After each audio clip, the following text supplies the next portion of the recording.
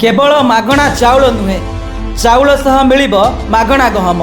Ration card हिताधिकारी खुशी खबर। Ration कार्डधारी को चाउल सह मिलिब गहम। पुणी फेरिब पुराणा ढांचा।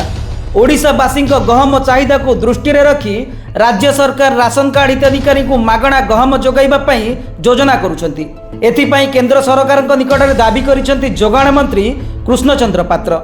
चाउल सह 20% गहम देवाकू केंद्र पाखे दाबी करा जाइछि बोली मंत्री कहिसेंती। राशन कार्ड हिताधिकारी को चाउल सह गहम मिलिब ए नै सूचना दैछंती खाद्य जोगाण मंत्री कृष्णचंद्र पात्र।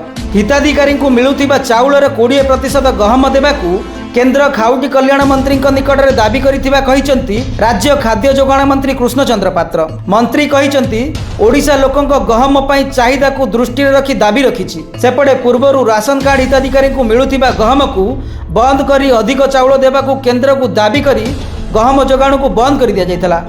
पूर्वतन बीजेडी सरकार गहम को बंद करी राशन कार्ड हिताधिकारी को केवल चाउल जोगाई देउथिले।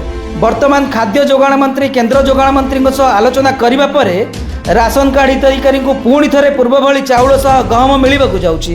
ब्यूरो रिपोर्ट सर्वसाधारण न्यूज।